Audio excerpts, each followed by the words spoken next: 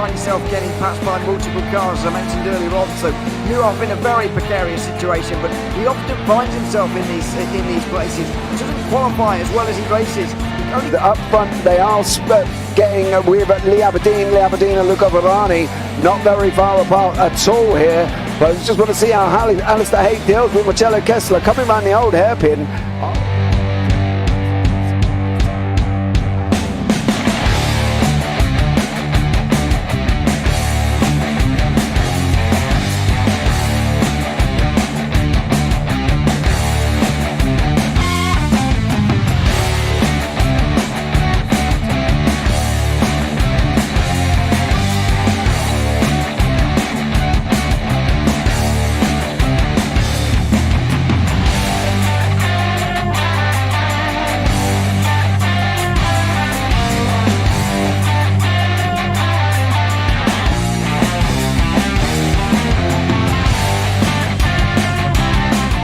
Say it's not the best decision they've ever made, just not having done that under the safety car, really.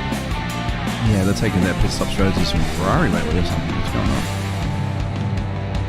on? In turn one, just too much gas on them, too much feet on the loud pedal, and unfortunately he's dropped him all the way down the order. But Philip Hammer is out in front by an 8.91 seconds.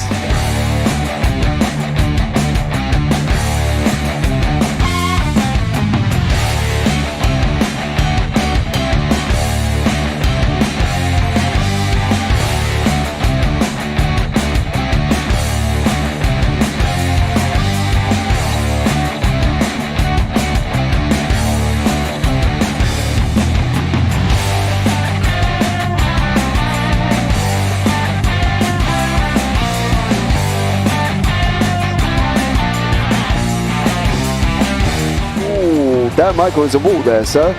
And it definitely doesn't want to be hitting that earlier on as well. Difficult, the understeer is in the dirty air through that final corner because it's such a long corner and you get dragged off into the grass very easily. He'll have the slipstream down towards the chicane. Peterson was briefly alongside, but that slipstream has saved him and kept him in third. Yeah, Varani now lost a little bit of time to Aberdeen, about half a second. Peterson is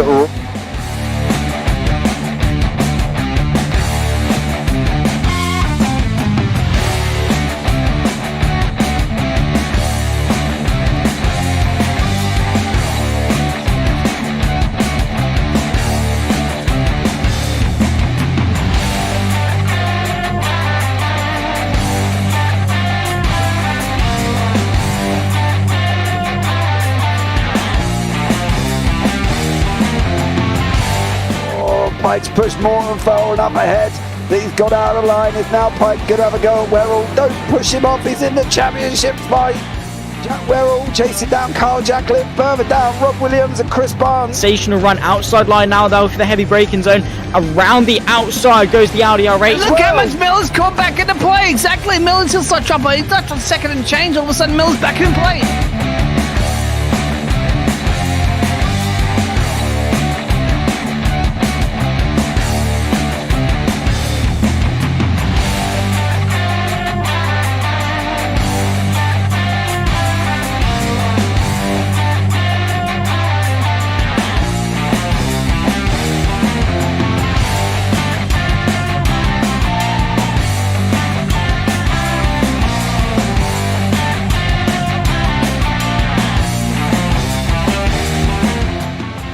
Moving on to the back end of Phil Jocelyn. So there's been a lot of movers and shakers in this first 2 laps here for race. Absolutely serious racing league. Everybody's a lot have fun. Yeah, it's all about the entertainment. So I hope everybody is enjoying themselves out there in the chat. We know that Ron is enjoying himself watching. And Burger King machine's off into the grass a little bit there. Is that really bunching up now?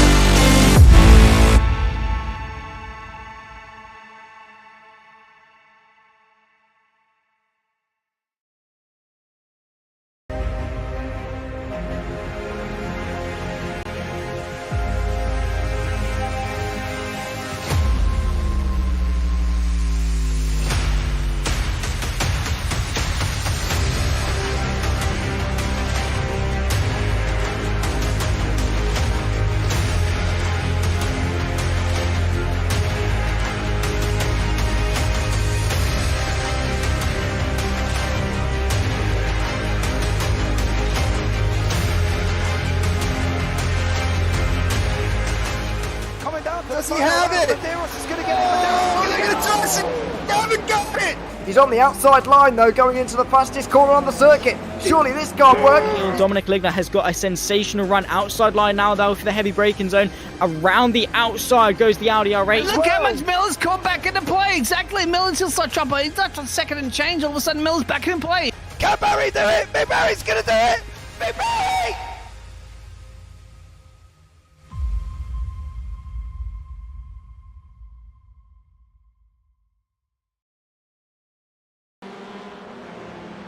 Good evening and welcome back to the SRL TCR League Season 6 Round 4 live from Donington Park. I am James Parfitt. I'm going to be joined once again in the booth by Mr. Zach Sweeney, who will be joining me for this absolute epic evening of racing. We've got qualifying for 10 minutes, Heat 1 for 20, Heat 2 for 20 with a top 15 reverse grid, and that always brings some spicy action here this evening. And one that I think we can both admit there, Zach, that it is going to be an exciting one here at Donny. But welcome in, Mr. Sweeney. How are you, sir? I'm doing good. Yeah, a little bit hot because the UK hates us recently, but I'm looking forward to some more action here at Donington because as far as circuits go, it definitely is one of my favourites. Couple that with some touring cars and we're good to go.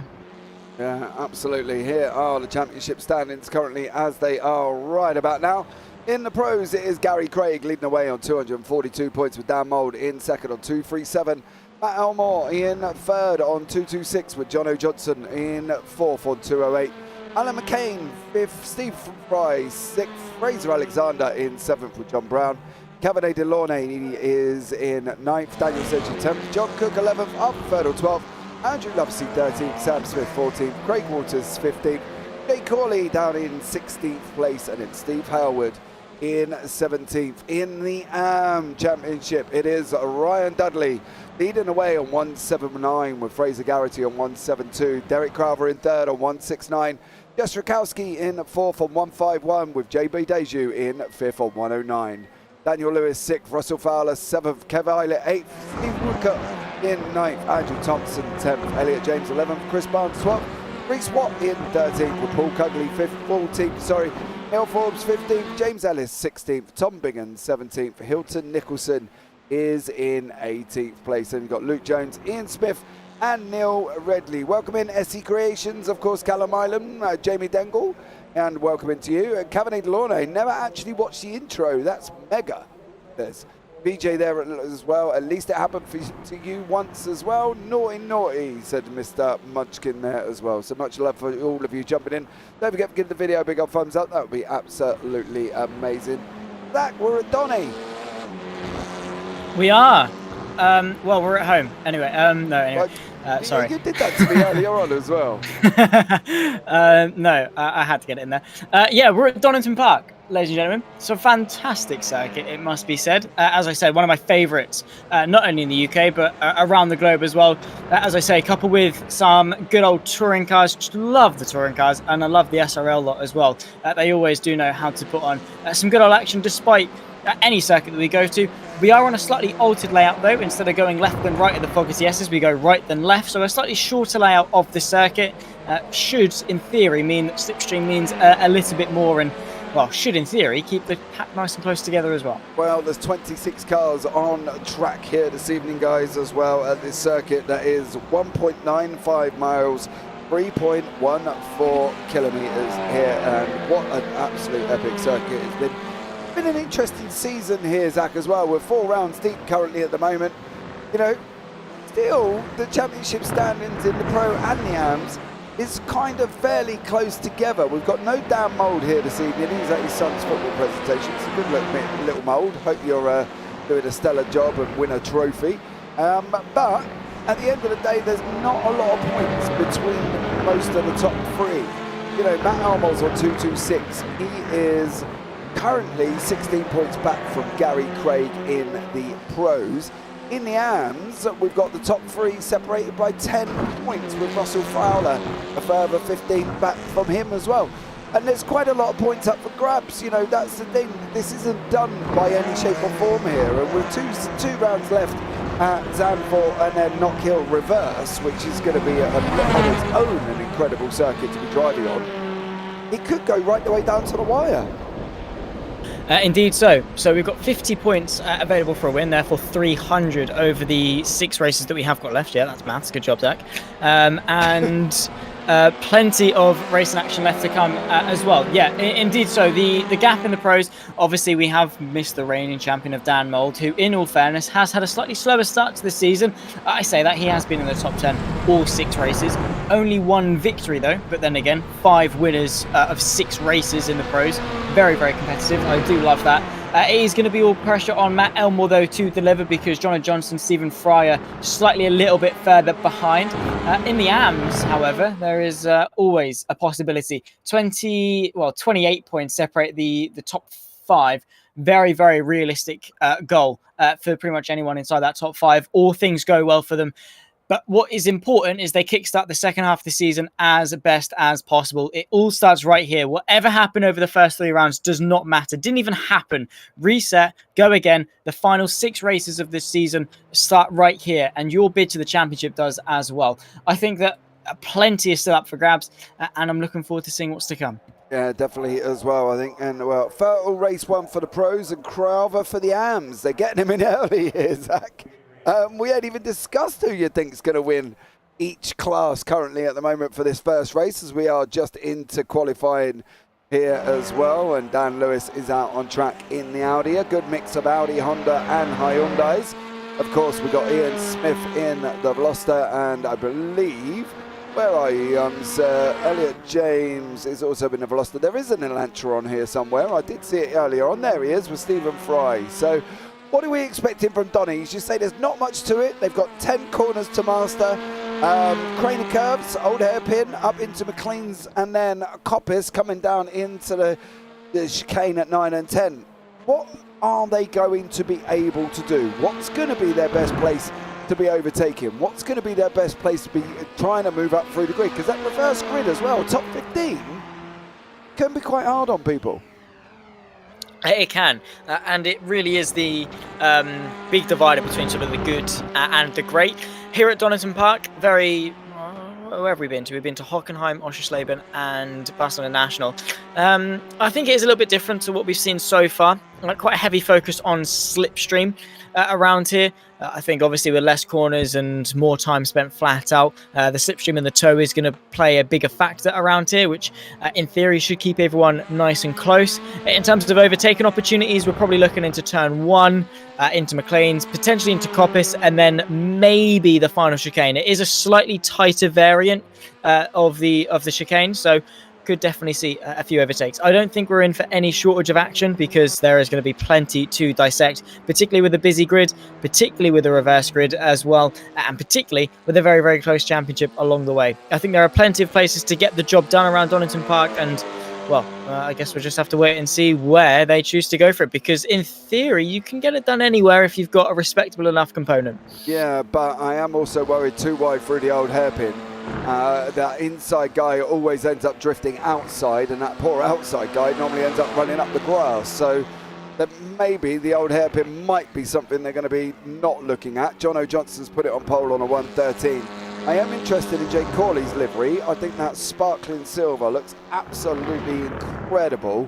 So a stunning job from Jay there. That looks absolutely amazing, reflecting the track back all at the same time. So stellar job to him, whoever did his livery. Well done to you.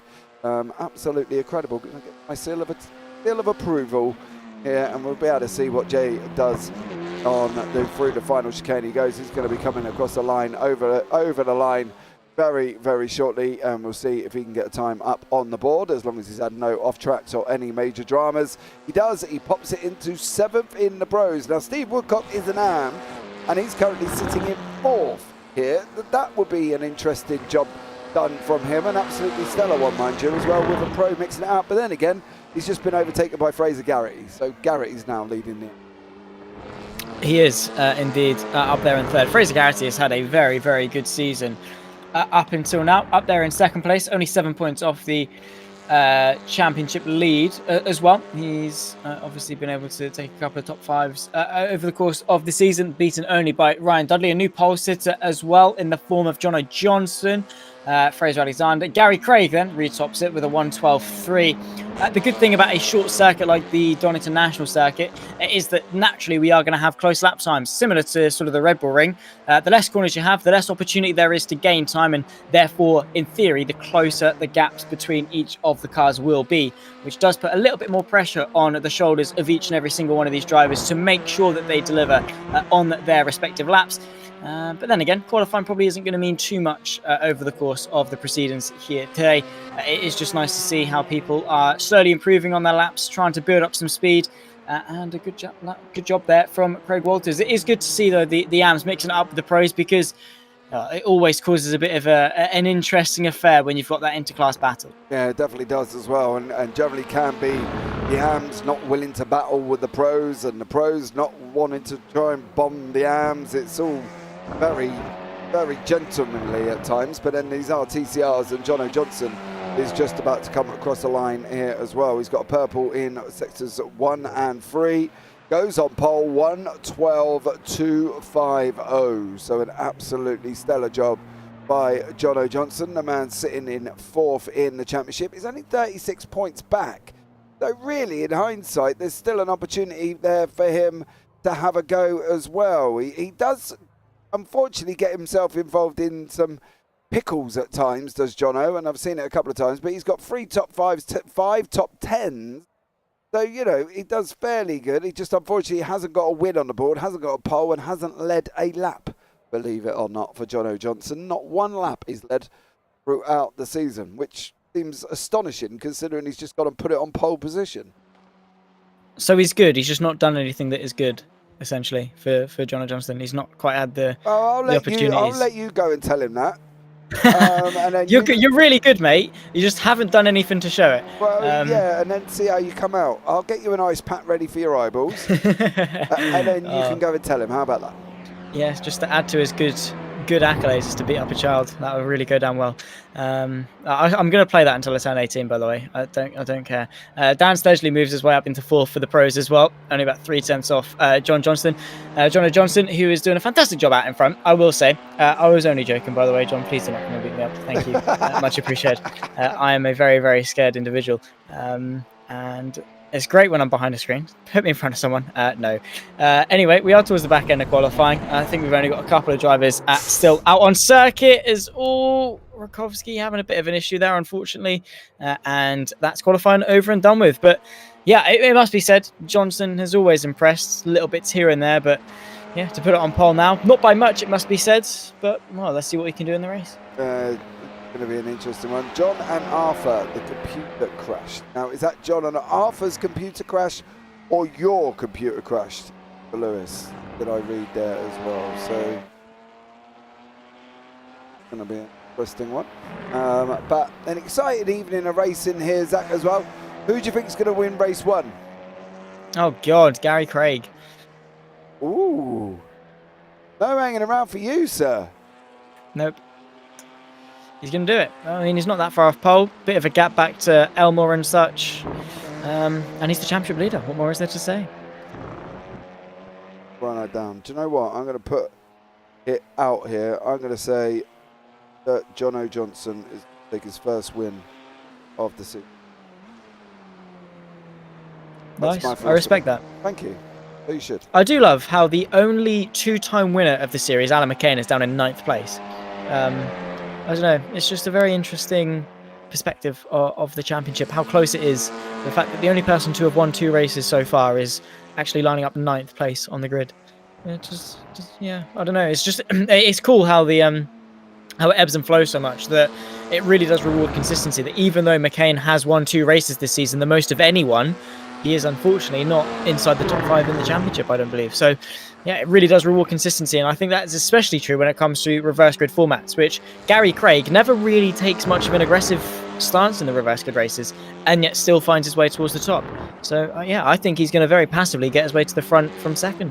Yeah, I reckon so as well. Alan McCain is tied in 5th at the moment.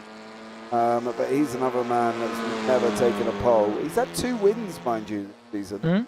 2 top 5s, 2 top 10s, which could have been his 2 wins, to be fair. And he has led for 25 laps, mind you. So, you know, It's about 2 race distances, isn't it? he ain't no slouch, so, you know. He'll be there or thereabouts. Andy Thompson's going to go across the line. No improvements for him. John Brown does put his time up on a 1:12.969 in 11th. And with only 35 seconds left of qualifying, is he going to be able to improve any more? That's going to be the interesting thing. We've got an Audi on pole, followed by 2 Hyundais. And then an Audi, a Hyundai. The first Honda is Jake Corley down in 10th currently at the moment. The first what? Honda. I was going to say, you're saying Hyundai. No, Hyundai is in second, third, Hyundai. fifth. What? Hyundai. It's Hyundai. It's Hyundai. Have you not seen the ad? Have you not seen the advert? Have you not had the advert? Oh no. The phone operator's like, what? And then the person buying a car is like, a Hyundai. And then she's like, no, it's Hyundai. But anyway, yeah. And then you spoke about Hondas as a Hyundai. Anyway, here's the grid. Jono Johnson is in first, Gary Craig second, Matt Elmore third, Dan Sedgley fourth, Craig Waters is in fifth, Fraser Alexander sixth, Steve Fry seventh, Derek Crowman, leader of the AMS in eighth, Alan McCain ninth, Jay Corley 10th, John Brown 11th, and Steve Woodcock down in 12th. Then beyond that, we've got Elliot James, Ryan Dudley, Fraser Garrity, Ian Smith, Chris Barnes, Russell Fowler, Kev Eilert, Kevin Delaunay, John Cook, Dan Lewis, Jess Rakowski, Andy Thompson is in 24th. Then we've got Callum Ilam and then Arthur Ferdle down in 25th. So maybe it's Arthur Ferdle's PC who may have crashed there, which is the joys of live TV. Milky, welcome in. When you forget to change the livery pack, says Fraser Garrity. What livery pack have you got on there, Mr. Garrity? Have you got anything exciting? Oh, you've got the Rainbow Trust, the BDLV one on, Fraser. Oh dear, never mind. And then Jay Corley there with just Jesus Christ. Not quite sure what that's in reference to, but clearly he feels there's something there. Yeah, you wish. Don't even go there. No. Don't big it up like you think you can. Here we go. Jono Johnson is on pole. We've got 1:23 on the clock. And then we're going to be up and running underway there. Mr. Fraser Garrity, you naughty boy. Getting to change your livery. 25 seconds. I know. Here we go. The lights are on. 3, 4, 5. And at Donington Park for round 4, we are underway here as well. And it is Jono Johnson leading the way from Gary Craig currently at the moment. They are heading into turn 1, and it is Gary Craig, Matt Elmore in third, Sedgley fourth. There's massive dive there further back from John Brown, who absolutely sent it like an absolute rocket through the field, made up 3 places there. Everybody currently survives turn 1, which is great to see. They're side by side further back with Derek Crowther and Jay Corley. Are they going to go side by side up through the old hairpin? They are. Oh, keep it clean. Oh, who's off? Oh, Russell Fowler. Oh no. Russell Fowler and Fraser Garrity are off together, unfortunately for them, and I think it may have started with Garrity here as well, and they went off both together, unfortunately. And for Fraser Garrity, it is not a good in here as well. Oh, that's harsh. That is. Russell Fowler started that off. Fraser Garrity goes through after that as well, and unfortunately, that was not a great start. But it was okay. They managed to get down to the old hairpin. That was about as far as they got. It's better than crashing out of turn 1, I suppose. Still a couple of things to be decided side by side into the chicane for the first time. Jono Johnson is still leading, so a good start there. Is off the road for 2 cars. There's Kevin Delaunay and I believe Steve Woodcock having a bit of an issue. 2 wide, 2 deep on the run in towards Redgate. Very late on the brakes around the outside, it must be said. Trying to have a bit of a look there. I think that was Jonathan Cook. He gets the up and under. Just now alongside with Steve Woodcock as he managed to be able to get the nose there. It just about is as they dip their way through the Craner curves. The outside becomes the inside now for the old hairpin. He's braver on the brakes and boom. John Cook up now into 12th place overall, maybe even 11th as well. He's charging his way through. Yeah, he's having a good old go currently at the moment, and it's going to see how he gets on here as well. Having a nice little battle. There's 4 cars all battling it out here. Woodcock is in there. Barnes is in there as well. Dudley's in there, and it's all going off here with these guys down the order. Jonathan Cook has swapped back through as well, and he's now at the front of the group. Fraser Alexander's there as well. Jake Corley is managing to open up a gap there for Corley. He's down the field a little bit, but John Cook, what are you going to be able to do here? Are you going to be held back? Fraser Alexander, you are at the moment, but Dudley's having a go as well in that Audi. Dudley's got a stunning run. Cook's on the grass. Alexander's on the grass, sorry, and loses all of them positions. And now, God blimey, that was an absolutely barnstorming run through from Steve Woodcock there. Dudley and Cook go side by side with Chris Barnes in the mix as well. There's contact. Oh, massive wobble there as well. Oh, in a bit. Jess Rakowski off.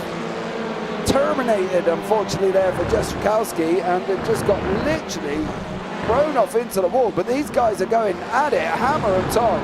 Fraser Alexander's just got past Chris Barnes here, and they are literally going at it. Hell to lever is down in the midfield of this pack. Yeah, indeed. So Chris Barnes trying to deliver a good move there to the inside. Not quite really much happening relative to Fraser Alexander. A very chaotic start, it must be said. And, well, what else did we expect at Donington Park here with some good old touring cars? The slipstream is mental, and the racing matches it through Coppice, and a bit of a wide line there from Chris Barnes. He just about manages to keep it on the circuit. Same cannot be said for Delaunay. Just in the background, a little bit of a wheel dips there. Very, very close still between the top 4. Bit of a breakaway from Walters, and then once again it closes up again. So I think after the melee of sort of the opening laps, we've now started to develop these little pockets of trains. They're about a couple of seconds apart, but this is the main one. The top 4 of Johnson, Craig, Elmore and Sedgley, all of whom have sort of got things to prove in this championship. Yeah, they've only got about just over a second and a half between Johnson, Craig, Elmore and Sedgley. But this is still developing into a nice little 4-way battle here. Sedgley in the Audi, of course. Then we've got Hyundai, and then an Audi. So it is an Audi sandwich there as well. Past the Hyundais in the middle, who are the meat in the bread. So there we go, battling it out. What? I said thank you. That's okay. For getting a sandwich right, yeah, cheers. What do we... How hard is it to get a sandwich wrong? Because people call it, they call it, they call the bread the sandwich. Like they'll say a Johnson Elmore sandwich. It's not, is it? Because you don't call it a bread sandwich, you call it a ham sandwich. Anyway, I swear I've said that about a million different times before I broadcast with you, James. I don't know. They're side by side in the background, though, it must be said. This is between Stephen Fry and Craig Walters. Fry trying to go the long way round the 33 machine, hanging on as best he can to top 5, losing a bit of time to the top 4, able to set it's up ahead. Oh no! Wow! Slight bit of contact with Brown, and then how much contact was there actually with Brown on that one? Quite a bit, actually. Oh. That just looks like his right hand downed him. Obviously, I'm not saying that was malicious or anything, but it just looked like he just Scandinavian flicked him.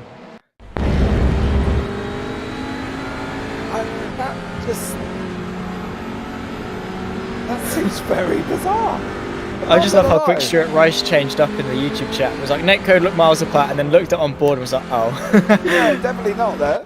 That was about as far as netcode as you could possibly get it here. But this battle with John Cook, Kevin Eglon and Chris Barnes, they'll find it out here. Honda 2 Audis going down now into the 9 and 10. Into the chicane they go. They go side by side.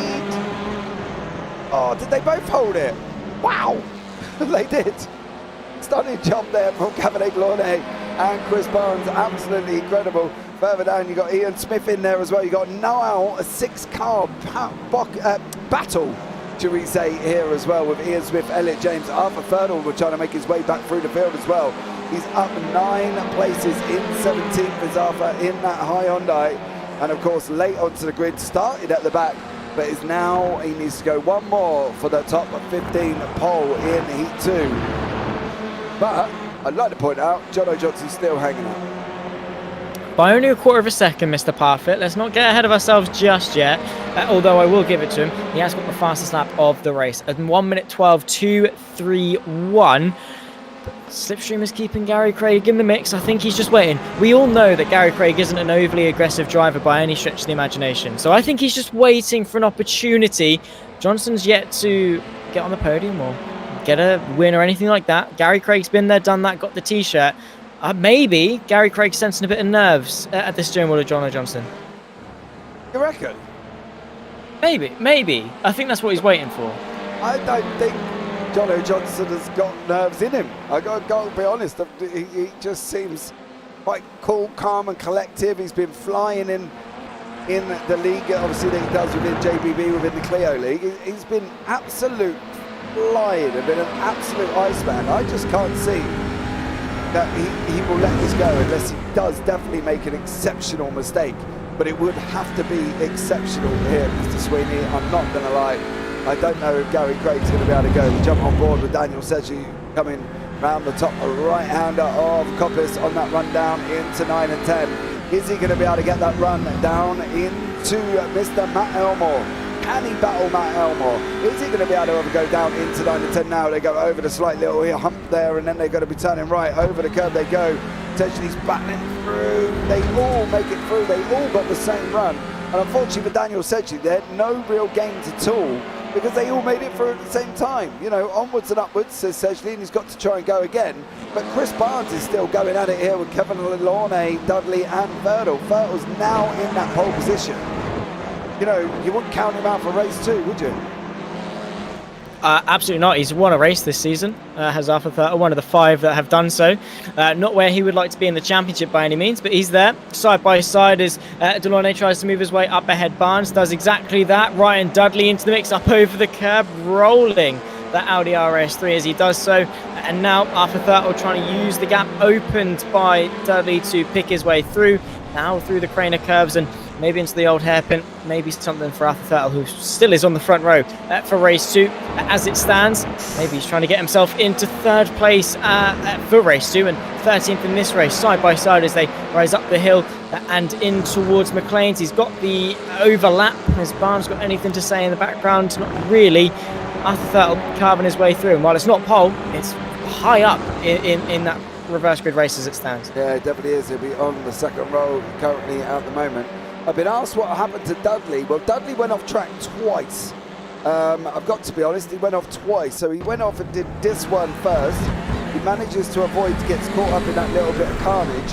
Then he went off just after, and I got a funny feeling it was down into the chicane, and he goes over onto the grass once more. But that's the only 2 recognisations I've got for him currently at the moment there for Ryan Dudley. So I'm not entirely sure if he's had a major off, but it does look like the up-front battle with 9.5 minutes to go here, Zach, is developing nicely with these guys. They're pockets back. They've got Jono Johnson, Gary Craig, Matt Elmore and Dan Sedgley going at it. They are the top 4. What do we think here? Because, you know, Gary Craig is trying to stay behind Jono Johnson or not battle him, right? You said Gary Craig's not an overly aggressive driver. He's trying to do a job. But at the moment, with Matt Elmore behind him, needs to get on with it because obviously the fact that Matt Elmore and Dan Sedgley are no slouches either. They're not at all, no, indeed. So if Gary Craig does want to win this race, quote-unquote, easily, or at least have a chance to, he does need to get a move on. We still have got half the race left to go though, so let's not get too ahead of ourselves. There is only 9 minutes, there is still time. Close calls up and down, but yeah, I mean, to be fair, Elmore and Sedgley haven't really put much pressure on the top 2, so maybe Craig is settling in nicely into this little couplet because there is a bit of space between them. But yeah, I think Gary Craig still has an opportunity. I think he's just waiting for the best one. He's not one to go for those 50-50 moves. Unless it's at the very least a 70-30 chance that he can get the move done, I don't think he'll go for it. He's just sat waiting for the prime opportunity to find a way through, preferably with slipstream, preferably with a mistake from Johnson. But then again, beggars can't be choosers, and if he's under pressure from Elmore and Sedgley at the threat of losing a podium, well, he might want to get the job done sooner rather than later. But look at how close he's running to Johnson through one of the most technical corners on the circuit. He's got the pace. Yeah, he definitely has, and I think at the end of the day, he can have a go, but it's when he's going to have that go, and if he's going to have that go. You know, 1:12.49 for Craig, 1:12.60. We'll see what they do when they come across the line this time. 1:12.3, 1:12.4 for Johnson and Craig, and then obviously behind me you've got the 1:12.3 with Matt Elmore and a 1:12.4 with Dan Sedgley. So there's only a tenth between lap times between the four of these guys as well, and I think at the end of the day they could really start getting it in, and this could be an interesting four-way if Matt Elmore could just move a little bit up into Gary Craig, put him under pressure. I still think Jono Johnson could come away with a win, but he does need some help from Matt Elmore. They're not obviously teammates, but at the end of the day he could do with Matt Elmore attacking Gary Craig. Yeah, indeed so. That would help ever so slightly, just to bring them back into things ever so slightly. We've got 7 minutes now on the dot left to go in race 1, and still no major changes, despite the fact there've been no to tell for the whole race. It is baffling to me that we've not seen any changes.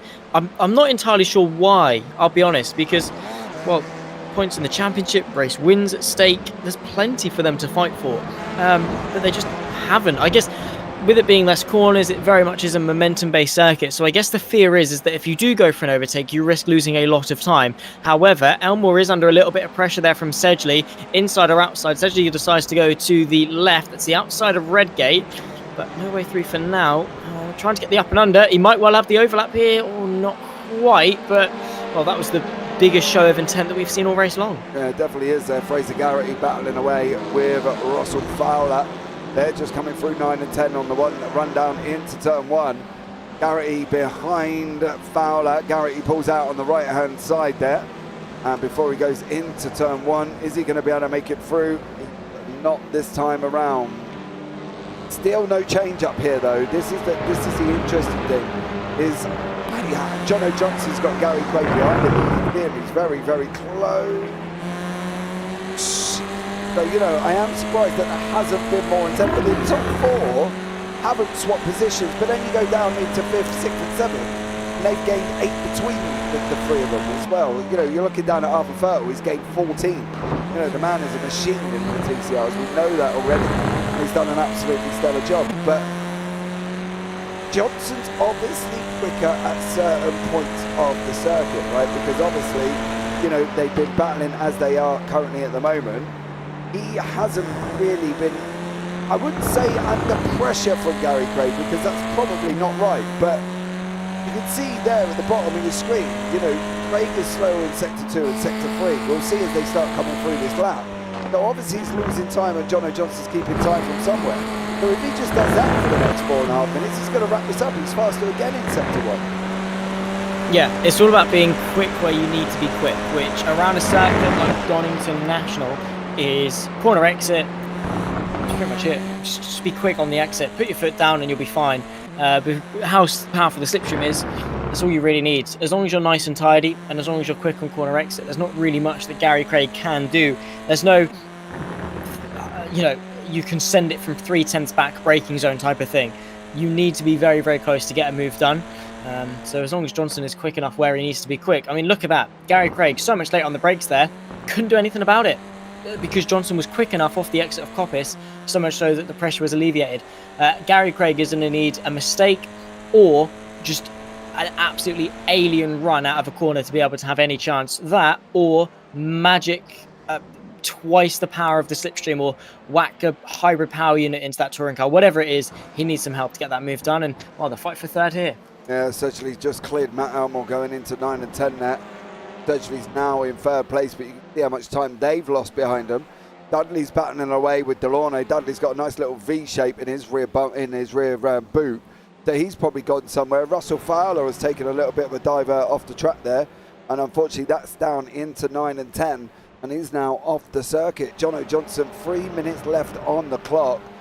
Going to be at least a couple of more laps before they start getting into that final lap, I think, as well. What they run in 1:12s, 3:36. Yeah, it could be even sort of 3 laps before they even get there. But He's just got to hold it. He can see that he's faster in sectors. Now, this is the thing where we're facing now. That's Jess Rakowski in front of us, the back marker, who I'm sure will not make it difficult.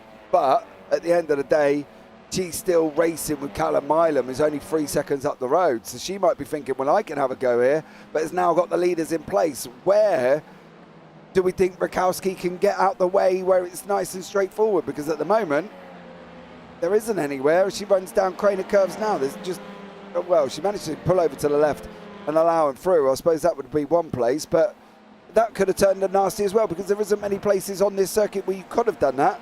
But Rakowski found it well, and then goes onto the grass, unfortunately. So Yeah. just as we hugged her up, onto the grass goes. Yeah, side by side here. This is between Russell Fowler and Daniel Lewis. Fowler's the one that's able to get ahead. Oh my word, it's more calamity for Fowler. He's tagged round in the braking zone.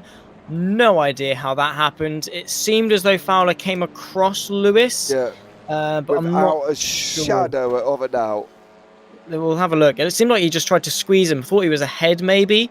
Look at the gap between them. Different postcode. Then it closes. It closes. Wow. I don't know. Let us know in YouTube chat of that one, guys, what you think as well. Give us a shout and tell us what you think of that one, because it looked very close on that old screen. I'm sure me and Zach will disagree to our heart's content who was responsible, but Lewis did move to the right, but Fowler did come left. So you could say it's 6 of one and half a dozen of the other, really.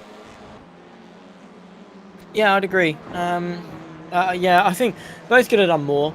Fowler was within his right to squeeze and come back over. I think Lewis did break a little bit too late. And I think it was just an awkward affair, really. Not really much that, well, there was more both driver could have done, but I don't think there was any fault in it. So yeah, that's my take on it. Obviously, you're all subject to your own opinion and things and this, that, and the other. But yeah, that's just my take on it. However, if there is one job I wouldn't want in sim racing, it would be to be a steward. Because yeah, you're never going to please everyone. You go onto any forum of incidents, no one's happy at all, ever. With sim racers, it's always someone else's fault. So yeah, you're welcome to disagree with me. I just think it's a racing incident. Yeah, I think it's a racing incident as well. Stuart Race agrees with us as well. Probably a racing incident, to be honest. 50-50-ish to blame. I do agree there as well. But one thing I don't understand with that forums, if they're going to spend most of their time moaning and whining, why go on the thing in the first place? Jono Johnson's on to the final lap of the race now as well, and is hopefully going to be able to take the victory. 7 tenths out in front. That's one thing I don't get, is people who go on them places and then they sit and moan about the fact of what's happened, and then somebody tells them they're wrong, and then they moan with that person because they're not correct. You're going to moan on it, don't go on it. That's easy, isn't it? Keep your opinions to yourself, keep your yourself and deal with it yourself. But hey, I'm just probably different to everybody else, so what does it matter? Delaunay still battling away with Cook here, and Fertile is up in 11th place. Mind you, he's up 15 places after Fertile. Not a bad evening of racing for him so far. No, not at all. Jono Johnson's only got about a third of a lap left to go to seal victory. I don't think really Gary Craig is going to see much. There they are. And in terms of those incidents, it's probably because they've got nothing better to do and they crave attention, so they get it off strangers online. I don't know. I'll go and give your mum a cuddle. I'm sure she'll do attention. But there we go. Right, I'd just like to point out my boy Jono Johnson has come across the line and taken the victory. Well done, Johnson. First win of the season, and he does it with my backing. So who says us commentators curse people? You know what I mean? Derek Crowther wins the AMS, so well done to Derek there. Stellar job from him. And Steve Woodcock is going to come at home in second in the AMS there, so absolutely stellar job. With Ryan Dudley in third. So great job from Derek Crowther, Woodcock and Dudley. But Jono Johnson, what a way to take his first win with the backing of the JP of JP Broadcasting. What more could you ask for, Zach? Oh, and just to let you know, that puts me one up for the evening. You could probably get the fastest lap as well. Dan says you got it. It's not good enough, John. What's the point? If you're going to get pole and win, you might as well get the fast lap as well. What's he doing? It's not good enough. People moan at us about the fact that we curse people, but I picked the right horse. He had all 4 legs. No, because he didn't get the fastest lap. If you didn't back him, you got the fastest lap as well. You're literally picking on him for 4 attempts. You want to go at him for 4 attempts? Yeah, I do actually. That's about the amount of time it would take for him to knock me out. So that's all good. Yeah. Right, here we go. Heat 1 results are on your screen, and it is Jono Johnson is your winner. Gary Craig in second. Dan Sedgley third. Matt Elmore fourth. John Brown fifth. Stephen Fry sixth. Alan McCain in seventh. Derek Crowther is the man to win in the AMs with Jay Corley in ninth. Steve Woodcock second in the AMs there in 10th overall. Arthur Fertile up 15 places. Stunning job from him. Cabernet Delaunay 12th. John Cook 13th. Ryan Dudley 14th. Chris Burns 15th. Ian Smith 16th. And Wrong Livery Fraser Garrity is in 17th place there. Then beyond that, Elliot James, Dan Lewis, Russell Fowler, Jess Rukowski, Callum Milam, Kev Eilert, Andy Thompson, and Fraser Alexander is the last place man on circuit. We are now into a brief little warm-up of 5 minutes. Let's see. I want to see if I can pull somebody in for a chat here, because I want to find out what happened to Mr. Fertile at the end of practice. Good evening, Mr. Fertile. How are you? I'm okay, thanks. How are you? Wonderful. Tell us about was there an issue? Did you start on the back for a reason? Yeah, my internet dropped out. Oh. Literally, checkered flag come out and boom, my internet went. Yeah, I know that for feeling. Practice. Hey, so. On the upside, you're up 15 places, starting near the front for race 2. Yeah, I might. You never know. I might even get a cheeky TCR win. Well, you might do, because if I say that Fert was going to win race 2, then I'm expecting a victory. Yeah, I don't think Steve Howard's racing, so I haven't even got my crash buddy on track with me. No, don't let me down, because I picked Johnson for race 1 and he went and won. So I need to beat Zach 2-0 this evening, so come on. Right. All right. Yeah, all right then. I'll go for it. Yeah. And you'll give me that crash. 20 quid It's later. fine. Oh, Mr. Sweeney. I'll give you 30 to crash. 30 to crash. All right, send it before the race and I'll crash. Yeah, I've got right. 30. Bold of you to assume I've got 30 quid, mate. Tell me who you want me to take with me. James, if it's possible. Oi, not enough. Well, mate, good luck. No, he does enough crashing on his own. Hey, I don't race, mate, so you can't even say that. Cannot say that. I don't race, Mr. Fertile. Behave yourself. Yeah, but I have seen you race. You have, and we had a nice little interesting battle at Silverstone at one point until I had overshot the corner. Me and you had a lovely little battle. I think it was everyone else's fault, to be honest, James. Hey, I agree. Every time I've crashed, it's somebody else's fault. That's why we, as sim racers, never blame other people, because it's never their fault. It's Exactly. at the end of the day. But look, I'd like to point out we did have a nice little tiny battle until I overshot the corner and went off. So, ayo, give myself credit. And I overtook you anyway. What are you moaning for? Yeah, you did, didn't you? Because I think I spun or something, and I can't remember. No, don't put it down to the fact that you weren't even on the circuit when I went past you. Tell you, you're not making it easy for me here, mate, are you? He's chuckling in the background. Right, No, Mr. I'm Fell. coughing. I've not been well for about 3 weeks. Oh, you got man flu? No, I've just been left with a cough. Right, mate. Send your virtual cuddles. Cough going into a corner and crash out for me, yeah? Thanks for the support. Yeah, I know. That's just brutal. Throwing a sneeze. Just cough and die, will ya? Go for it. Just don't stop. Turn one. Bang. Be fine. Oh, my God. Oh, dear. Well, mate, you got the support of me up in the booth anyway. Yeah, exactly. Got one supporter. I know who's not voting for me when the semis come around. Yeah, don't even think about it, Mr. Sweeney. Right. Anyway, you got a minute left, Mr. Fertile. Enjoy yourself. We'll catch up with you later on. Cheers. Take Thank care, you. mate. Bye. Bye. Zach Sweeney. I'm a nice person, I promise. Right, who are you going for in race 2? Arthur Fertile. No, you can't now. I've already picked him already. Jobs are good. Oh. Let me have a look at the sheet. Oh, I don't know who's starting where though. Well, it's the top 15 reverse, so figure it out from there. Well, I do, yeah. Donald No, Johnson I'm going to figure race out. 1. Oh. Look, I'll do you a favour, right? There you go. There's the result. Oh, you're going to bring it up. Oh, look at this. He's too kind. Too kind.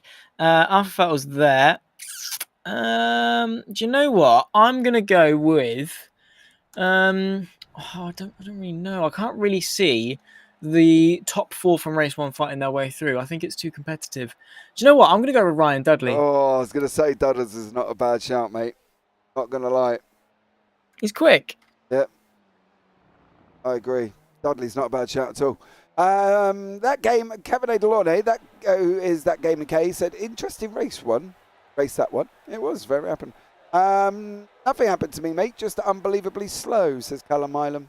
So that sums up why Callum was so far down the order. And unfortunately for him, yeah, definitely. So there we go. Right, so let's bring you up the grid for race 2. And Chris Barnes is on pole with Ryan Dudley in second, John Cook third, Kevin Delaunay fourth, Arthur Ferdle fifth, Steve Woodcock sixth, Jay Corley seventh, Derek Carver eighth, Alan McCain ninth, Steve Fry 10th, John Brown 11th, with Matt Elmore down in 12th place. And then beyond that, when it wants to work, we've got Dan Sedgley, Gary Craig, Jono Johnson, Ian Smith, Fraser Garrity, Elliot James, Dan Lewis, Russell Fowler, Jess Rukowski, Callum Milam, Kev Eilert, Andy Thompson, Fraser Alexander and Craig Walters further down. But it is Chris Barnes from the Triple P on pole position who's going to be the man to lead us away. Going to be interesting here for Barnesy. How do we think he's going to get on? Well, as long as he doesn't strike out of the race like his livery would suggest, I think he might be all right. Are you saying that the post office service is not a good livery to have? I'm not saying that. I think it's a fantastic livery to have. Okay, well, here we go. Lights are on. 3, 4, 5. And we are up and underway. Chris Barnes, Ryan Dudley, John Cook, Kevin Delaunay, all running down into turn 1. Arthur Ferdle has made a position already. He's gone up the inside of Kevin now and is now looking at John Cook. Can he get this through? Whoa, Stephen Fry. Where did you come from, my dear sir? Unbelievable send for Fry as they start going off down the Craner curves now as well. There's packed up front. Barnes is in a position. He's got Dudley, Cook, Ferdle behind him. Dudley and Cook, one of them's going to end up going off here. One of them will end up. It was Barnesy off. Here comes Ferdle. He takes the opportunity. And he's done it. Off to first in one corner. Go on, Arthur Ferdle. Fantastic run, but look out for Ryan Dudley. He looked to the inside of Coppice. Jonathan Cook trying to get the up and under as they rise up the hill in towards Coppice, into Coppice. They've just gone their way through McLean's now. Cook on the inside. Oh, it's going to be touch and go between Ryan Dudley. The long way around of Coppice is the last place you want to be. Kevin Delaunay looking to the inside as well. It's disaster. Flash the headlights from all involved. I do not think Ryan Dudley is happy, to say the least. No, I don't think so. Cook gave him a nice little hip check there and said, well, son, I don't lead to you here, and he literally gave Dudley a little bit of a bump, should we say. But your winner from race 1, Jono Johnson, is still down in 14th place. He's just going past Fraser Garrity on the left-hand side there as they go down into turn 1. But it is Jono Johnson who's going to sweep round the outside and leave.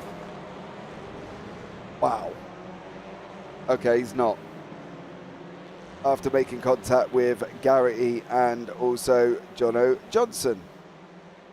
So, unfortunately for him, not an ideal. Did he come in too early though, Zach, or did Garrity not leave room? What do we think here?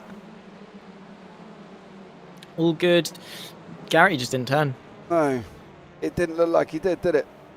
He forgot what his right hand down was, I'll be honest. That's not to say it was malicious or anything, but yeah, he definitely could have given a bit more space. Side by side, by the way, in this fight for third, Ryan Dudley versus Kevin Delaunay. Now side by side on that run towards the chicane. Dudley has got his nose there. He's not quite got the straight line speed, though. He's going to have to be late on the brakes if he wants to get third place back. Delaunay's later, takes the racing line and takes third place while he's at it. Arthur Ferdle is under a bit of pressure from Jonathan Cook. Oh my word. Championship leader, pushing the limits, it must be said. Yeah, Chris Barnes is all the way down in 14th now. He's down 13 positions after that rocky start. Unfortunately for him, went on the grass, and now it's cost him here on the run down into turn 1. Derek Crowver. Oh, Barnes has left the door open. Oh, Elliot James trying to have a go there as well. Barnes left that little door open, made a little bit of a hit check, a little bit of contact. And unfortunately for him, he nearly lost another place there as well. Jay Corley has got Stephen Fry right up, as the terminology says, of his gearbox currently at the moment. And there is Stephen Fry right behind us here on the back end of Jay Corley's Honda. Fry's looking to try and open up a gap on the inside. Didn't quite make it through there. Corley left him room and managed to basically survive for both of them. But Ferdle and Cook side by side going down the back straight now. Yeah, they settle into single file. Ryan Dudley's been able to move his way past Delaunay, who's on the counter-attack very, very quickly. About less than 100 separate them. Mr. Delaunay ahead as they won their way in towards the chicane. They're jockeying for position. Dudley is just about going to be able to hang on, but they're going to be 3 wide, touch and go as well. Dudley through the middle. There comes Steve Woodcock on all the way to the left-hand side, trying to work his way through. Ryan Dudley sandwiched it in the middle. Kevani Delaunay looking to the inside of Redgate, late on the brakes and gets the car stopped. Woodcock around the outside of Dudley. Who's going to put their foot to the floor first? It is going to be Dudley of the 3, albeit Delaunay is going to stay in front. 4 cars nose to tail, as you've got Alan McCain into the mix as well. Fantastic fight this is for 3rd. And well, I think by the time this is settled, it is only going to be for 3rd. The top 2 breaking away. Yeah, they are. They've opened up 2.7 seconds here with over these 4 you can see on your screen currently at the moment. Led by Delaunay with Dudley. 2 AMs in the middle, Ryan Dudley and Steve Woodcock, and then Alan McCain bringing up the rear. They're 2 wide side by side in the background between Sedgley and John Brown. Sedgley's just going to barely hang on as he comes into Coppice now. Is he going to run him 2 wide again? He's going to have a good old go. Is Dan Sedgley. John Brown's covering off the inside. Corley's tucked his nose up as well. He's tucked Sedgley right up behind Brown. There's nowhere for him to go at the moment. And currently, Sedgley's got to open a gap. He did open a gap. Is he going to be late on the brakes? Oh, Corley nearly went round. He's off circuit. Jay Corley. Oh! Huge. That is, well, let's take another look and just digest it. John Brown. Oh, that's late. Tags. All started with that small little tag over the sausage. Around the car goes. It bottomed out. T-boned. Traffic jam. Lucky that he didn't collect that car there. I'll be frank, that's probably the best they were going to get out of that situation, to be fair. So many more cars could have been involved. Sedgley's gone into the pits now after this. I think he must have had damage from the first one. He's made another incident, I think, with that was involved with John Brown. The interesting thing, was there a tap on the nose? Here we go. Did he actually see any contact there, Zach? I don't think so. No, so was that? Who? That was Jay Corley. What, on John Brown? Yeah. So John Brown is in deep. There's no way the car would react like that unless there was contact. Okay, let's have a look. Right, we're on board the chopper. There wasn't. Oh, no, there wasn't. It was a miss. It's all on his own. How did John Brown lose that then? There's no. I refuse to believe the car has reacted like that without contact. Well, kind of seen it there, and there wasn't any. Yeah, I know. I'm just in disbelief, I'll be honest. It's a front-wheel drive car. Surely the rear wouldn't lose itself like that. Well, peculiar, yeah. Definitely did look like it did, to be fair. Delaunay still battling away with Dudley here. Fertel's still out in front by 1.2 seconds. Is this going to be my second win of the evening over my young Padawan apprentice in the booth with me currently at the moment? I guess us old-timers do know what we're talking about. Or you just get in first and pick the right ones. Yeah. Experience, you see. Oh, it's experience. How long have you been commentating? Oh, blimey. Over 3 years now. Oh. Boo. All right, fair enough. Yeah, I've been doing it for about 2 and a bit, so fair enough. See, I even win at that. Yeah, fair enough. Yeah. You've also built a company that time as well. I have not. Yeah, exactly. You know what I mean? And so I also win at that, so I'm doing well. I think Dudley may have had a slowdown there because Alan McCain has just gone swept past him. Dudley didn't put up much of a fight, and he's still dropping back now. I think he's trying to get rid of a slowdown, and Woodcock was going to have a go at the inside. Dudley did get a slowdown, that's without a shadow of a doubt. Stephen Fry trying to make his way back through. He's side by side with Jono Johnson. We've seen how this turned out already. I love the fact that Barnsley's just kind of sat there, or was that Callum Ilam just sat in the pit box there, and yeah, well, he was just kind of sat there waiting for all of them to pass. Fair play to you, sir. As Barnsley's out on track, battling away with Derek Crowther here for 3rd and 4th at this moment in time. So still pockets of battles happening. Jess Rukowski's having a good old fight with Ian Smith down here in the Audi. I'm sure that incident will be talked about for days, but looking at Jay Corley's nose, it didn't look like he'd made any contact with him, unless there was the slightest bit And I mean, it must have been the slightest bit coming off his left front. I don't think he would have actually hit him. Because that's all I can imagine where the damage come from. Yeah, I mean, yeah. He does like to get close into here. He brakes quite late. Look. I mean... Oh, no. If there was, it was a swoosh, and there was no way it's caused damage. No, there's no way it's caused damage. There needs to be something else that has happened. A swoosh. A swoosh, yeah. Like it's brushed past him. That's yeah. what I mean. I don't think you can sit back and blame Corley for that. And you know, don't get me wrong. I called Jay Corley Kylie Minogue at one point and spun that off down at Okayama. But at the end of the day, I'm not going to believe that he did that, because I don't think there was contact. And I don't know how that car reacted in that way for the back end to start spinning like that, because as you say, they're front wheel drive. But there was just nothing there. That's what I can't understand. I'll speak to Jay probably at the end, or I'll grab John and have a chat with one of them. But on my screen, it literally looked like nothing happened at all. Very, very bizarre incident that for John Brown, I'm not going to lie. Indeed. My theory would be that he's broke too late, which he did. He did brake way too late for the chicane, and downshifted too quickly, which has locked the rears. But then again, the rears aren't the axle that drive the touring car, so it would be the fronts that lock, surely. Oh, you would have thought so. Yeah. Maybe the rears have locked because he's pressed the brake pedal too hard, and I don't know, something's happened to cause the rear to go haywire. Probably releasing the brake pressure off too quickly, not enough weight on the rear, and around it goes. I mean, the front engine, front wheel drive, front gearbox as well, I'm supposing. So a lot of weight on the front of the car, plus under brakes. The rear is going to be quite light.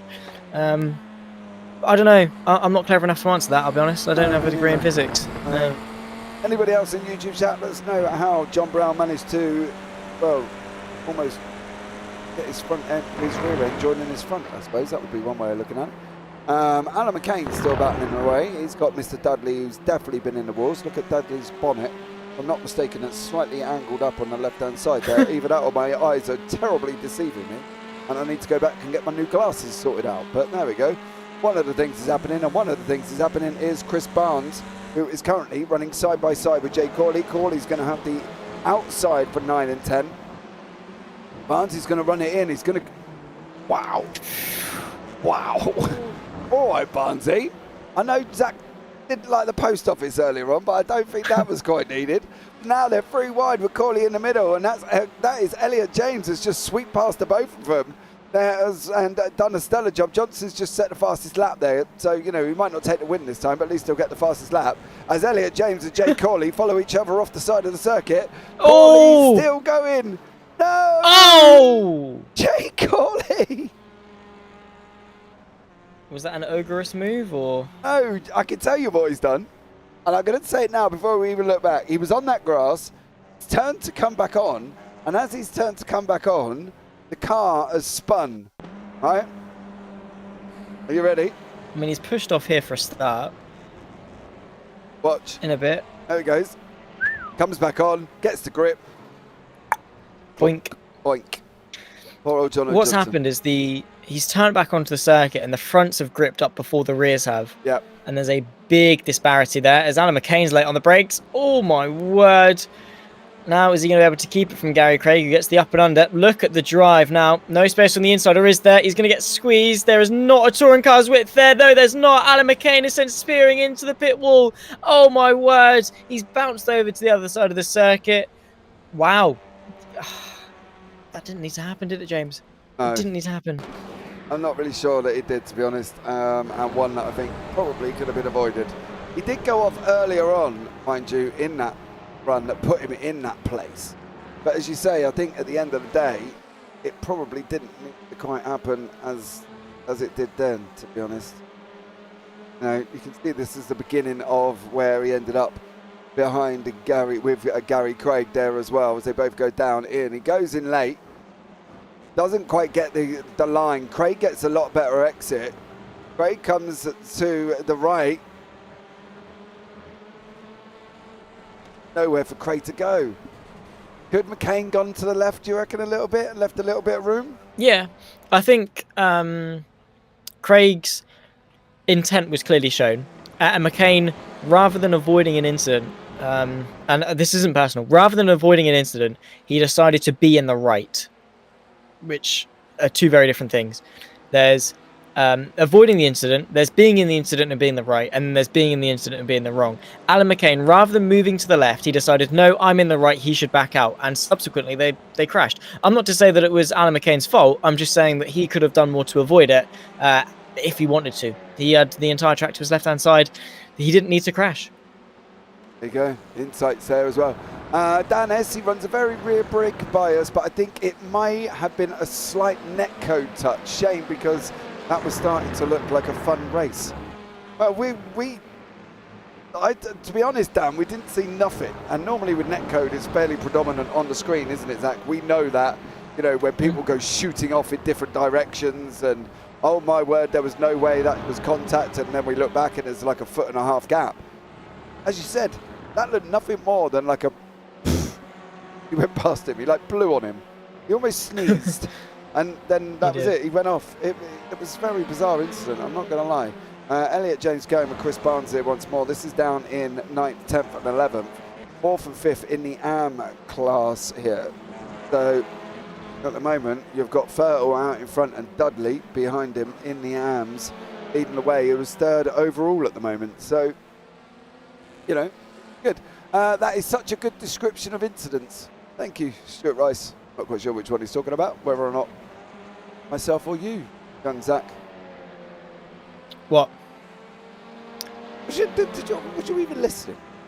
I was, yeah. I was just not really worth listening to, was you? Really? Nah. Have you ever heard that song they sing at football clubs when they turn around and shout, "You're getting sacked in the morning"? Are you going to sack me though, James? No, probably Are you really? not. Are you really? No. Probably not, but don't push your luck. I'll just see how many buttons of yours I can push. How many loves do you think you'll get? I'm not really much. Because this ain't a computer game, mate. It's not. I can't just respawn a commentary career. You cannot, unfortunately. But so there we go. Stuart Rice. Yeah, he likes me more. Sorry. Yeah, that was my description of that. There we go. Sorry. I was listening, by the way. Into the pit lane. Now, is this a drive-through, do we think, for Cabernet Delaunay? Because it looks like... Oh, he's stopping.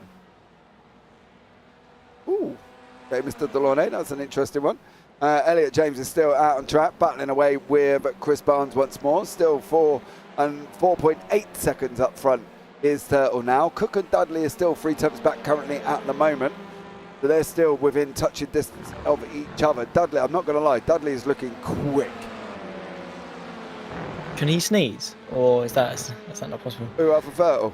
Well, Dad said she did say Arthur coughed, I blamed him. So, you know what I mean? But there we go. It was apparently a great description of avoidable incident. Oh, yeah. Fairly, as we both have agreed, there was a whole track to the left-hand side, Mr. Sweeney. He could have taken quite easily, couldn't he? He could. Both of whom are occupying the entire circuit. There was this little bit of a battle here between Matt Elmore and Ryan Dudley, both fighting for their respective championships in the pros and the AMs. Ryan Dudley's got the inside. Long way round goes the 99 machine. Somehow has been able to keep his foot in there. Fair play, great respect between the two of them. And that is what we like to see. That is the racing that we like to see. Great respect given. But here comes Steve Woodcock looking to the outside of Dudley. The interesting thing about that, we just said, oh, Gary Craig. Oh, you were all day going to get squeezed there. You want to go up there, mate, you better get your entitlement banner out, because unfortunately that was never going to work there for Gary Craig as he went rushing down up, trying to go up the inside of Mr. Steve Woodcock there, down into turn 1, unfortunately. We were just talking about Dudley being about 2 tenths back from Cook, and now he's about 1.8 seconds. So that, you know, that's quite a change, and that all took a matter of 1 corner.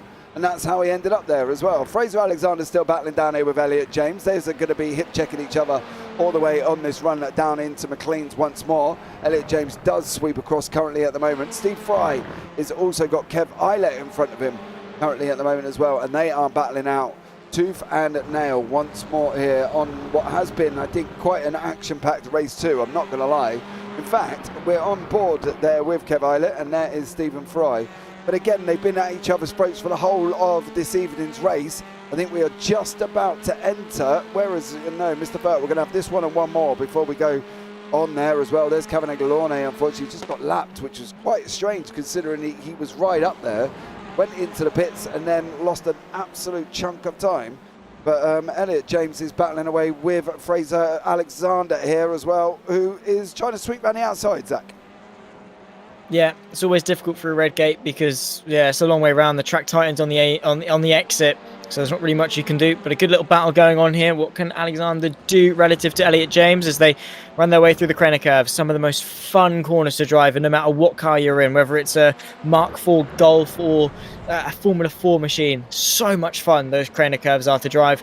And Elliot James is able to hang on as it stands. Just under a lap and a half left to go then of race 2 of the second race here at Donington Park. Has been a sensational battle through both races, it must be said. Arthur Thurtle really has risen to the occasion in this race. I will give it to him. No coughs, no sneezes, only pure pace in the hand of his 74 machine. And, well, on course to become the only other driver other than Alan McCain to take a second win throughout the season. So as long as he can keep it clean for this lap, he'll become the second double winner of the year. And what car is he in? He is in a Hyundai, I think. Or it's either Hyundai or Hyundai. One of the two. It's just not Hyundai. Hyundai. Sound it out. If I sounded that out to my daughter, she'd be like, Hyundai. So there we go. Hyundai. All right. Yeah. Do you call me Zach? Most of the time. Yeah, cheers, mate. Appreciate it. No worries. Got my best. I was always going to be right. But Arthur Thurtle is coming round coppers here for the final time this evening, and I think overall it's been an absolutely stellar job for him. He has made me a very happy man, and I win 2-0. Yeah, well done. I've got to let you have something, keep you happy. Really? Keep me in the will, Yeah. Careful. Right, Arthur Thurtle is going to come across the line in race 2 and take that victory. Great job from him. Then further back as well, we've got Ryan Dudley, Gary Craig. Dudley's in front. He's blocking Craig. He's making it as difficult as possible. Dudley's going to get it on the line. And it was Dudley in the AMS getting it there as well. Elliot James did not clear Chris Barnes. And Barnes managed to hang on once more here as well. And then behind that, we've got a lot of cars still to come across the line. And as everybody sweeps through, there is Barney waving frantically there as well. I'd like to point out Woodcock has just gone 2 second places in the whole thing. Crowther has gone 2 podiums, a first and a third, and Dudley has done a third and a first. So they've swapped position. There is the guys in the AMs. I am not surprised because they are 3 of the quickest guys in the AM class currently at the moment, and we're just waiting for the likes of Lewis and Callum Milam come across the line, and also Mr. Andy Thompson. Watch Barney continually wave a flag without any form of, well, breath loss, I suppose, would be the way through. Yes. Waving. Strongest right arm in sim racing, look at that. Look at that. Absolutely it's like a machine, isn't it? If you ever want to learn how to be fit, oh, he's had enough now. Right, you've all crossed the line. Stop it. Doing it anymore. Go away. All right. Here are the results from race 2. And we have got Arthur Thurtle is your winner. Jonathan Cook in second. Matt Elmore third. That is your 1, 2, 3 in your pros. Ryan Dudley is your AMs with Woodcock and Crowther. That's your 1, 2, 3 in your AMs. Gary Craig's in the middle, of course, separating them. Chris Barnes in 8th, Elliot James in 9th, Fraser Alexander 10th, Kev Eilert 11th, Stephen Fry 12th, Jessica Rakowski in 13th, Jay Corley all the way down in 14th after having that incident with Jono Johnson, Ian Smith 15th, Andy Thompson 16th, and Fraser Garrity down in 17th. Then you've got Cabernet Launay, John Brown, Alan McCain, Dan Lewis, Callum Ireland, Jono Johnson, Dan Sedgley, and then unfortunately for Russell Fowler is down in 25th place. Right, where are you? Can't find who I want to talk. No. I can't find E. Well, that just kind of sucks, doesn't it? But I'll tell you what we'll do. We'll have a nice little conversation here with Mr. John Brown. John, good evening to you, sir. How are you? That could have gone better. Okay, what happened? Because we couldn't see any contact with Corley. I don't think he gave me contact. I think I just lost it. It was close. If he did hit me, it was netcode. But I was obviously braking really hard, and I do have my brakes quite far to the rear, so it's entirely possible I just lost it. Yeah, because we were sat here for ages trying to analyse this, and we just could not see any form of contact from Corley I don't at think all. he did. It was close. It was close. But no, I don't think he did. I don't remember hearing a bash. I probably just overbraked and spun the back end round. All right, okay. Race over. Race over in one go, unfortunately. I mean, the qualifying didn't go well either because my game crashed right as qualifying started. So I got one lap in. So that was why we got the message saying Brown and Fertel's computer broke or something, or crashed or something. Both of our machines disconnected. So I mean, I'd done an 11.6 in practice, but I just got one lap in. I think I got the fastest lap of that last race though, with a 12.1. I don't think anybody beat me. Did you? I think so. I did a 12. He did, yeah. He did? Yeah, 12.13. Yeah, you got to take the victories where you find them, eh? Hey, mate, any small victory helps. I'm not going to lie here. I feel bad about the race one incident with Craig as well. I was just too close to his back end there and spun him round. Yeah, well, I'm going to walk out. I thought he had a bit more room. Yeah, I'm going to walk out with my 2-0 victory over Zach Sweeney tonight as well. So, as you say, small victories, John, and one that I'm quite happy about up in the booth as well. So you didn't back me then, James? Of course he didn't. I'm not being... Neither did I. That's not the point. No, don't. Hold on a minute, right? Just don't come at me about it, John. No, he didn't back you either in either race. And well, you're both smarter guys than I wasn't. Yeah, I had Fertel in race 2 because he was sitting on 5th and he flew through the field in race 1. I'm not going to lie. So he was, I think, to be honest, he was a bit of a shoe-in, to be honest. Definitely up for it. Yeah. But, overall, though, John, not a bad evening of racing for you, mate. Anyone you want to give a shout-out to before we let you go? Oh, just everybody who takes part, really. If people didn't turn up every week, we wouldn't have a race. So, thanks to everybody who keeps turning up on these hot days and giving us some fun. And thanks to you guys for turning up for the commentary. No worries at all. Otherwise, no one would watch it. This is also true, but I do want to have a quick question. Obviously, we know about the recent league change. John, is there plans in the pipeline to change to Friday? Because obviously we've got 2 weeks now to the next TCR one. We are looking at options. We're reluctant to do another Clio League because everybody does a Clio League, and we like to do a front-wheel drive and a rear-wheel drive. But I think the love has gone with the GR86 for everybody, so we might look at a Friday night GT4 again. The only other option is to move the TCRs to weekly, I think. We're planning on having a longer season next season. Okay. So rather than 6 races, we're looking at maybe 10. But we're going through some options at the minute. See what we were really hoping there was going to be something good coming out in the recent updates, but it's all really, really fast stuff, which isn't really what we are about. So we'll see. We'll go through some options, maybe GT4. But no worries at all. Well, John, thank you so much for joining us up in the booth, mate, and I'll hopefully have a chat with you in a couple of weeks' time. Yeah, no worries, mate. See you later. Bye. Yeah, bye. Right, and next up in the interview booth is Mr. Kevin Delornay. Good evening to you, sir. How are you? Good evening. I'm all right, thank you. How are you? Wonderful. Now, I've got to talk to you first before we go any further. Can you explain to me why you was in the pits in race 2?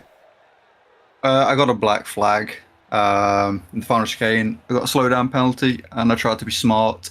Well, I tried to be clever, should I say, and get rid of it through the first couple of corners, and that backfired. So I ended up in the pits with a black flag. Right. Okay. That was basically justifying that one up. But overall, evening of racing, not too bad for yourself. No, it's good fun. It's my local track. It's a good fun to drive, especially in the TCRs. I'm just gutted that I couldn't get rid of that slowdown, so I ended up with the black flag because I think I was running P3 or P4 at that point. Immense pressure, I think it's from Dudley for the opening few laps of that race. I'm surprised he didn't get past me, to be fair, but yeah, it was good fun. It's good fun. I always enjoy the TCRs. Yeah, it definitely was a good one there, mate, as well. And onwards and upwards we go. You know, Zold, Zandvoort, and obviously Knockhill to finish off the season. Any of them two that you're really excited about? Neither, to be honest. Knockhill's an interesting track. I've never got on with it when I've raced there before, but it's a fun track. But yeah, it's there's bound to be quite a lot of incidents going on there, I'm sure. And Zandvoort, I'm not too keen on, to be quite honest with you. But hey ho, we'll see what happens. Well, just to throw it into the mix, it is Knockhill reverse. Oh, it makes it even better. Yeah, more chaos to try and avoid there. Yeah, that's going to be good. Overall, mate, absolutely good. Great evening of racing from yourself there as well, involved in some amazing battles. Anyone you want to shout out before we let you go this evening, young sir? Just to yourself and Zach for the amazing commentary. I'm looking forward to sitting here and rewatching the broadcast, see what else happened, and everyone that turns up, everyone that races, it's all good fun. Awesome stuff. Well, thank you so much for joining us up in the booth, mate. And hopefully we might have a chat with you in a couple of weeks' time. Hopefully so. Catch you later. Bye. There you go, young Zachary. We are done for another evening, and we're back in 2 weeks' time currently at the moment. Coming in, big boy, round it out for us. What have we got from you this week? How many sentences do you need? Right, let me think about this. The SRL TCR Season 6 Round 4 live at Donington Park Racing Circuit was eventful across both races, with plenty of racing and some important news for the championship too. Awesome stuff. Well, there you go, guys. From myself up here and Zach Sweeney, thank you so much to everybody who joined us here in the chat. Much love to you. But for now, guys, from myself and Mr. Sweeney, take care. Have a great week. And you never know, might see you on a track sometime. Good night.